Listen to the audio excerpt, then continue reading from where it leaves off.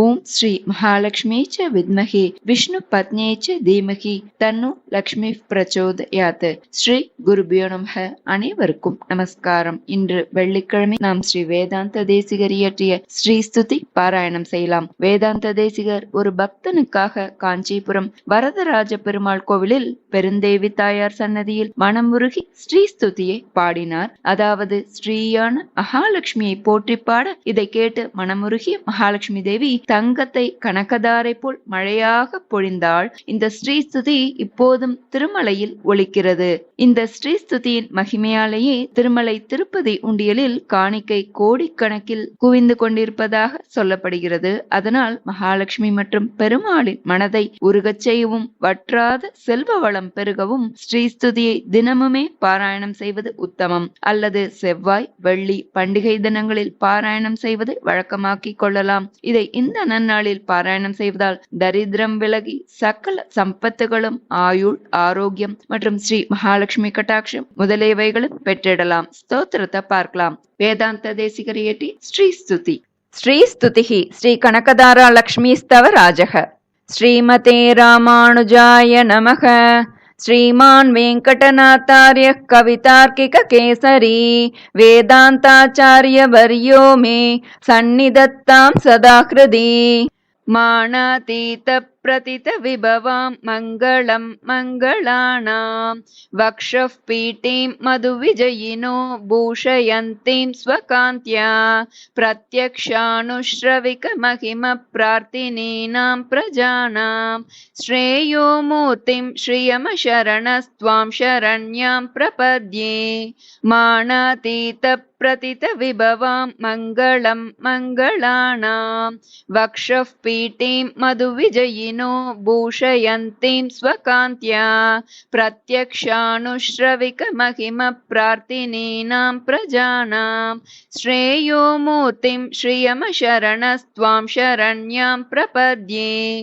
आविर्भावः कलशजलदावद्वरे वापि यस्याः स्थानं यस्या सरसिजवनं विष्णुवक्षस्थलं वा भूमा यस्या भुवनमखिलं देवि दिव्यं पदं वा स्तोकप्रज्ञैरणवधिगुणा स्तूयसे सा कथं त्वं स्तोतव्यत्वं दिशति भवति देहिभिस्तूयमाना तामेव त्वामणितरगतिस्तोतुमाशं समानः.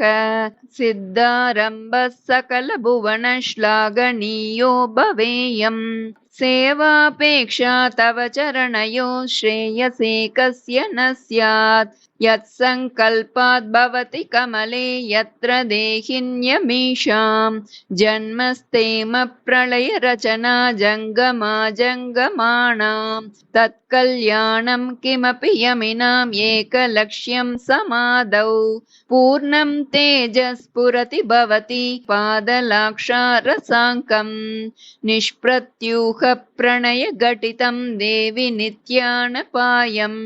विष्णुस्त्वं चेत्यनवधिगुणं द्वन्द्वमन्योन्यलक्ष्यं शेषश्चित्तं विमलमनसा मौलयश्च श्रुतीनां सम्पद्यन्ते विहरणविधौ यस्य शय्या विशेषाः उद्देश्यत्वं जननि भजतो रुज्जितोपाधिगन्धं प्रद्यग्रूपे हविषयुवयोरेकशेषित्वयोगात् पद्मे पत्युस्तव च निगमैर्नित्यमन्विष्यमाणः नावच्छेदं भजति महिमानर्तयन्मानसं नः पश्यन्तीषु श्रुतिषु परितः सूरिवृन्देन सार्धं मध्ये कृत्य त्रिगुणफलकं निर्मितस्थानभेदं विश्वादीश प्रणयिनि सदा विभ्रमद्यूतवृत्तौ ब्रह्मेशाद्या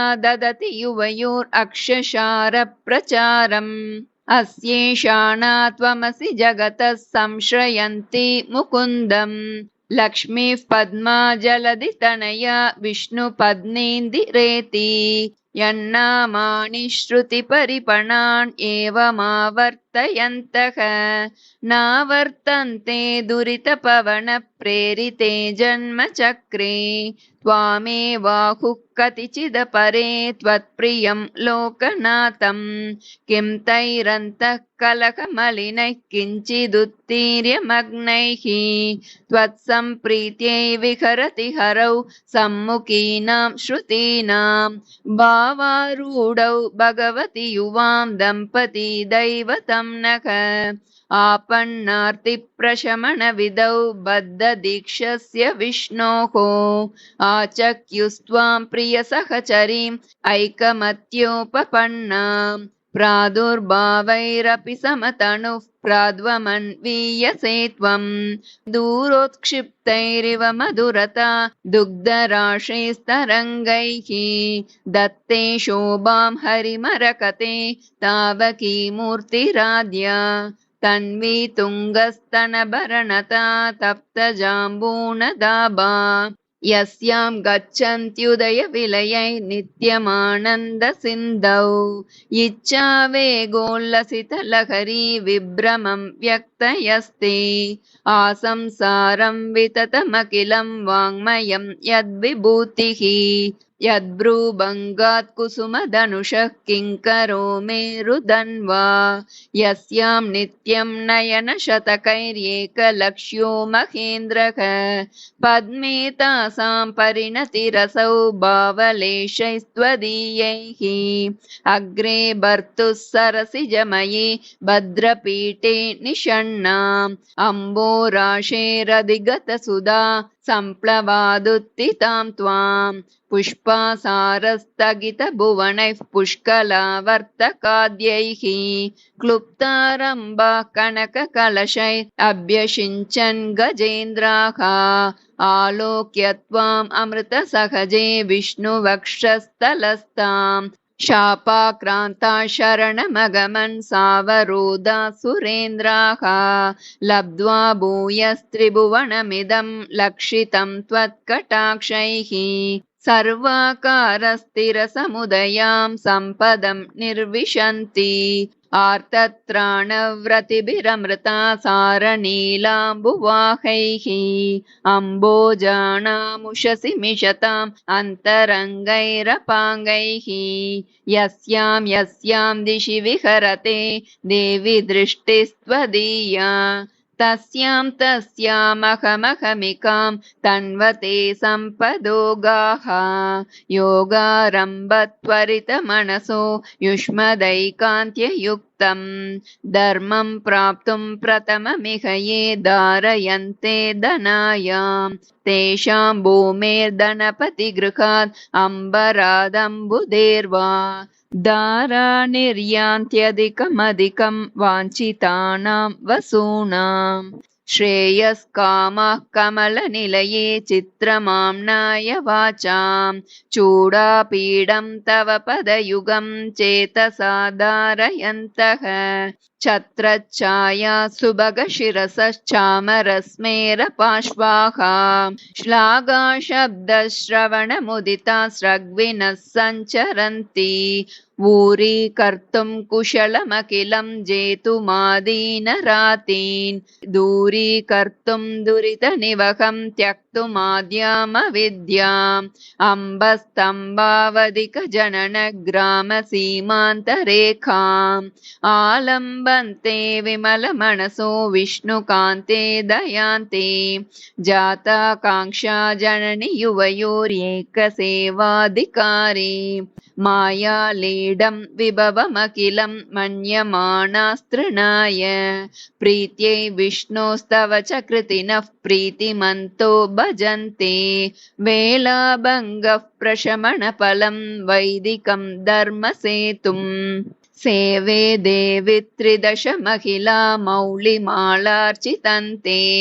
सिद्धिक्षेत्रं शमितविपदां सम्पदां पादपद्मं यस्मिन्निषण्णमितशिरसो यापयित्वा शरीरं वर्तिष्यन्ते वितमसि पदे वासुदेवस्य धन्याः साणुप्रासप्रकटितदयैः सान्द्रवात्सल्यदिग्धैः अम्बस्निग्धैरमृतलहरी लब्धसब्रह्मचर्यैः गर्मे तापत्रयविरचिते गाढतप्तं क्षणं माम् आकिञ्चन्यग्लपितमणगैरार्द्रयेतः कटाक्षैः सम्पद्यन्ते भवभयतमे बाणवस्त्वत्प्रसादात् भावा सर्वे भगवति हरौ भक्तिमुद्वेलयन्तः याचे किं त्वामहमिह यतः शीतलोदारशीला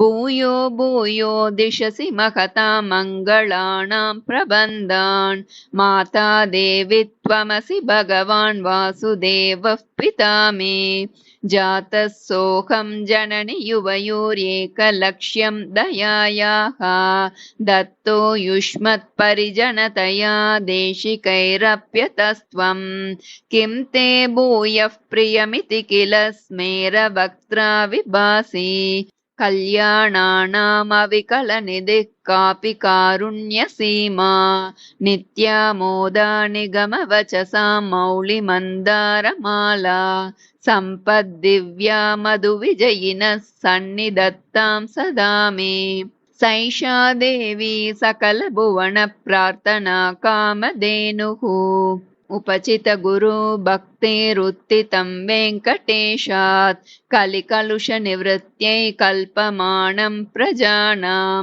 सरसिजनिलयाय स्तोत्रम् एतत् पठन्तः सकलकुशलसीमा सार्वभौमा भवन्ति उपचित गुरुभक्तेरुत्थितं वेङ्कटेशात् कलिकलुषनिवृत्त्यै कल्पमानं प्रजानां सरसिजनिलयाय स्तोत्रम् एतत् पठन्तः सकलकुशलसीमा सार्वभौमा भवन्ति कवितार्किकसिंहाय कल्याणगुणशालिने श्रीमते वेङ्कटेशाय वेदान्तगुरवे नमः इति श्रीवेदान्तदेशिकविरचिता श्रीस्तुतिसम्पूर्णा श्रीगुरुभ्यो नमः हरिः ओम्।